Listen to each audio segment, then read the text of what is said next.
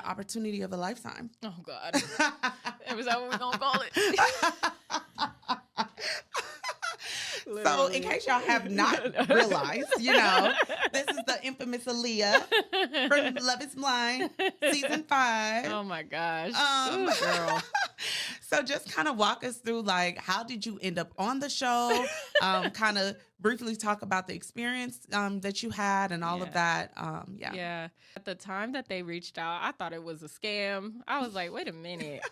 Huh? The thing is, my friend is the one who was actually like, you need to do it. Like, let's put an application in. And I was just like, but I don't really believe in, like, I never watched reality TV. Yeah. So I was like, I don't really believe in this type of stuff. Like, it's kind of to me. Yeah. But I was like, okay, cool. Like, they probably not going to call me. Girl, they called me. Yeah. They FaceTimed me. Yeah. I was like, hello? Yeah. So it was just kind of crazy. But I just remember thinking like, okay, I've been single for almost 3 years now. Mm-hmm. I've been traveling, seeing the world, becoming a better me. Like maybe I am ready to pursue marriage and pursue a serious relationship. And like I had really slowed down. Like there were things that I had gone through, like coming across men who just were manipulative, narcissists. Mm-hmm. I mean, I had just gone through like some horror dating stories and situations by that time. And I just was like, I've been really good. Like I've been on my own. It's been peaceful for the most part. Right. And so I just truly was not sure about it, but I did it. I was like, okay, sure. Like, why not? Yeah. That was really my mindset. Like, why not? Right. Okay. Mm-hmm. And so, you go into the show, just kind of, I know if you watch the show, you kind of already know how it ended and what happened.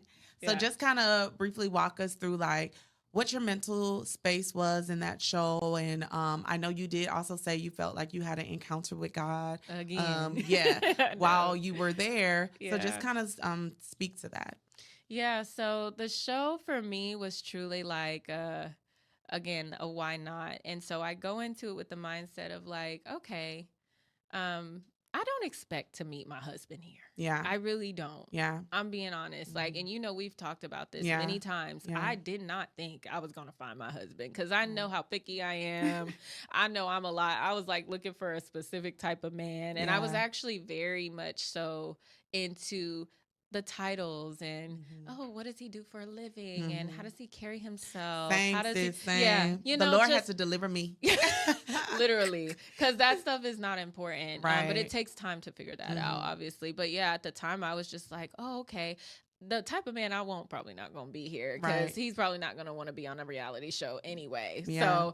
So, I just went into it with the mindset I was not going to find my husband, but this will be fun. Maybe I can connect with people, learn some things, like whatever. So I had this very like sort of like no pressure mindset and approach to it.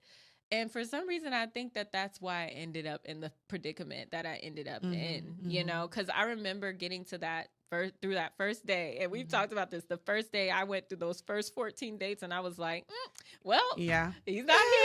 I'm sure this last one's not going to be. Right. But then here comes, as we all know, and he and I just, I guess, sort of hit it off. We had a few things in common. Yeah. He was an intellect, which was sort of what I was looking for at the time. And I was like, okay, cool. Right. I guess I'll stay a little longer. Right. You know? Yeah. But the whole situation unfolding of being lied to was so triggering because it's so funny. Last night, I was actually talking to my husband about this. We were watching a reality show where with the cast, they take the phone, they take the TV, they take the internet, and they're sort of like isolated in this environment while they're filming. Right. And it was also sort of like a social experiment. Right. For us, it was a dating experiment. Right. But in that show, it was a social experiment. And I told him, I was like, I feel like people don't understand how traumatizing it is to be in a situation where there are cameras and you have one understanding of the situation and then it turns out to be the total opposite. Right. That is very traumatizing, even if it's a positive, like for the show we were watching, it was a positive situation. It wasn't dating, but the main character of the show, I think it was called The Juror or The Jury. Was that the name of it? The Jury Duty. Jury Duty. Okay, it was called Jury Duty. The main character seemed like he was just flabbergasted when the truth came out at the end of the show. And I said, I can relate to that. Like, I can relate to feeling like, what the heck is really going on here? Like, you aren't who I thought you were. You aren't who you said you were. And I think that it made me angry for such a long time. And it also created this paranoia in me that just felt like I could not trust I couldn't trust people. I didn't realize that it was affecting me mentally until well after the show was done filming and all that. But I will say the reason I made the decision to leave the show, I had this moment, this falling out moment with Lydia. I'll just say, Lydia. And it was behind the scenes. It was off camera. And I remember just feeling like I was through. Like, I was like, I have tried to leave this show multiple times. They keep coming in here trying to convince me to stay. I was sick of that because I was like, I don't feel comfortable.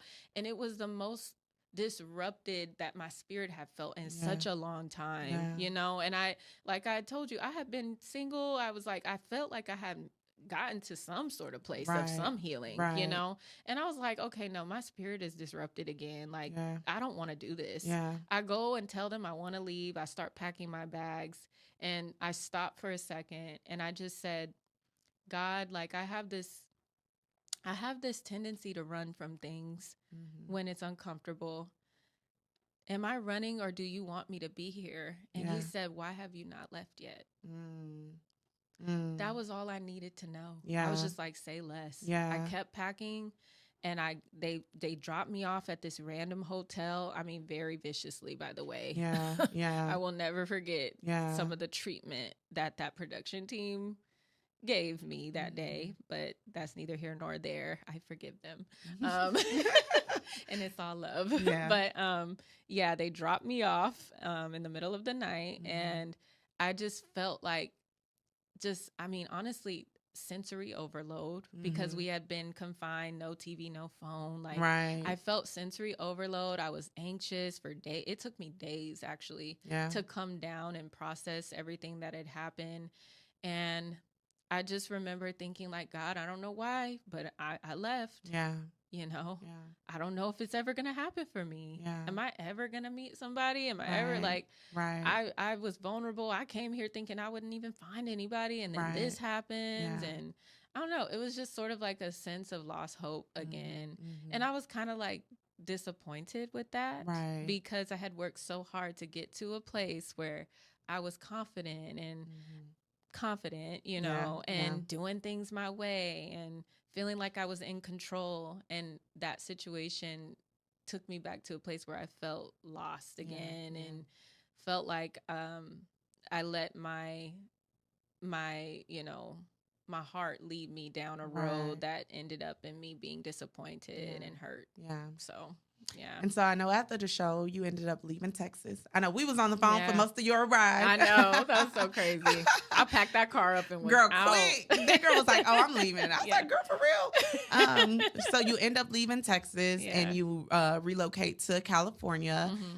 So we know there your life definitely like took a turn for the better. So just kind of speak to the things that, because not only did you meet your husband, you met your husband here on earth, but you met your husband in heaven as well. Amen. Like, you literally, like, California was a pivotal moment for you, So just kind of speak to your journey and the things that happened, from the time you relocated to kind of just how you then ended up finding God. So California was sort of like, again, divine intervention, although I wasn't aware of it at the time because I was trying to stay in Houston. That's the funny thing. I was trying to stay close because, as everyone knows, the person from the show and I were actually trying to see if we could date off camera. And I don't know if that was genuine or not. Like, we all know sort of things that happened and what was said and all that.